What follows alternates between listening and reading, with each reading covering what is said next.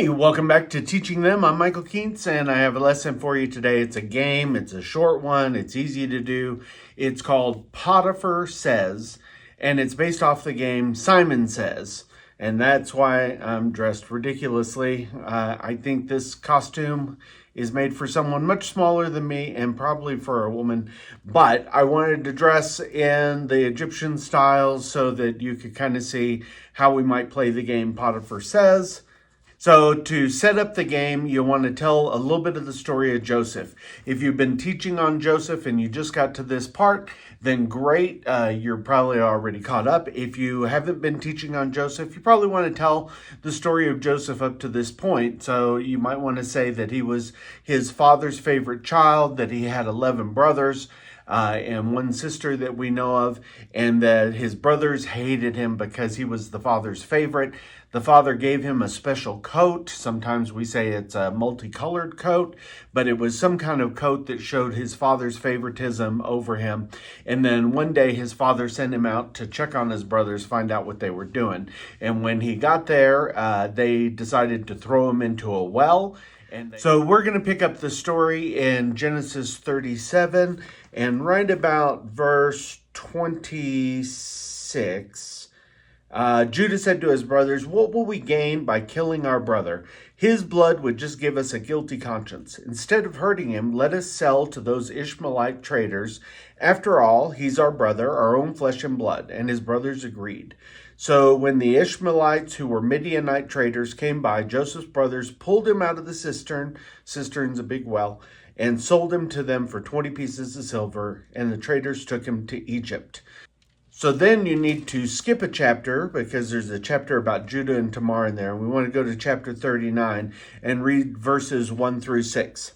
When Joseph was taken to Egypt by the Ishmaelite traders, he was purchased by Potiphar, an Egyptian officer.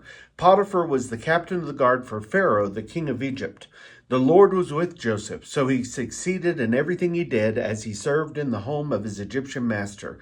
Potiphar noticed this and realized that the Lord was with Joseph, giving him success in everything he did. This pleased Potiphar, so he soon made Joseph his personal attendant. He put him in charge of his entire household and everything he owned. From the day Joseph was put in charge of his master's household and property, the Lord began to bless Potiphar's household for Joseph's sake. All his household affairs ran smoothly, and his crops and livestock flourished. So Potiphar gave Joseph complete administrative authority over everything he owned. With Joseph there, he didn't worry about a thing except what kind of food to eat. So it's a great story. It really shows a lot. And we got to read between the lines a little bit to maybe pull out what it was like for Joseph during this time. Imagine that your brothers hated you so much that they immediately captured you, threw you into a well. Now, maybe he thought, they're just bullying me again, and that'll be the end of it. But then maybe he heard them talk about killing him. That would really scare you and also sadden you that your brothers hated you so much.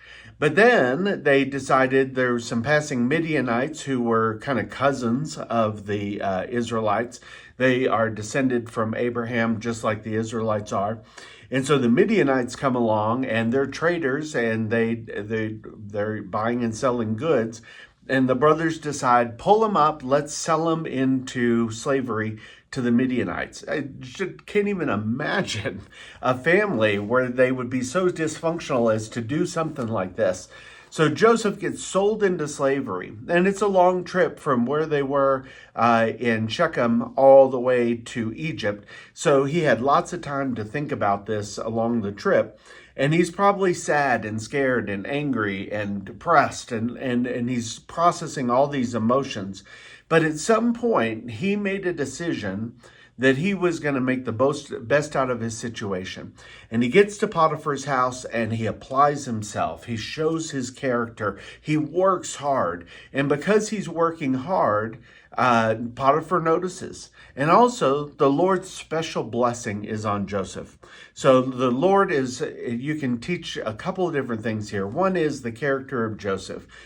Joseph is working hard even though he's in a difficult situation. 2, you can teach the goodness of God and how God goes with us through suffering when we're going through some of the most difficult times. God is with us and he will bless us even in the suffering.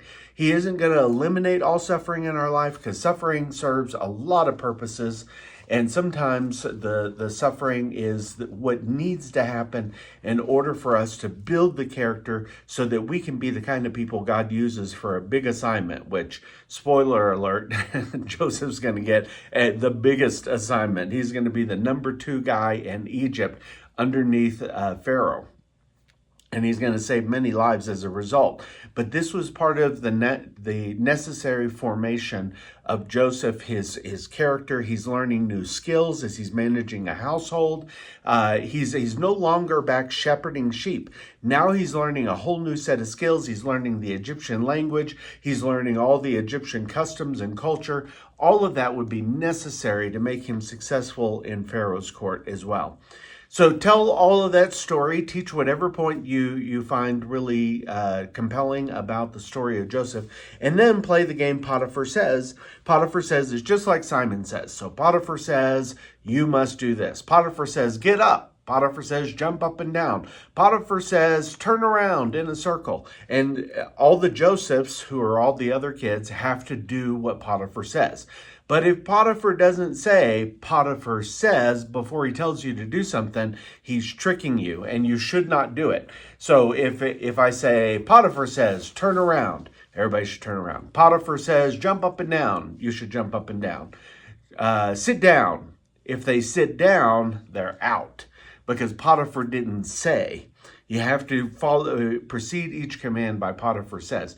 So the goal of the person who is Potiphar is to trick them into doing his commands when he hasn't said Potiphar says. And then they're out of the game, and the last person who's in the game gets to be the new Potiphar. And if you have a costume for him, you can let him dress up. You don't have to look as ridiculous as me. So Potiphar says, touch your nose. Potiphar says, touch your toes.